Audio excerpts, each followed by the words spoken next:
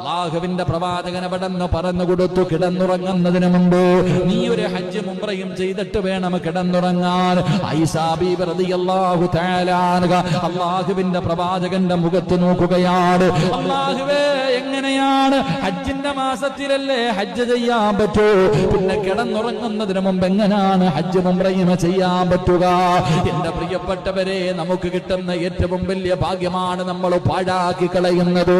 റസൂലുള്ളാഹി തങ്ങൾ പറഞ്ഞു കൊടുത്തു, ആയിഷ സുബ്ഹാനല്ലാഹ് അൽഹംദുലില്ലാഹ് അല്ലാഹു അക്ബർ.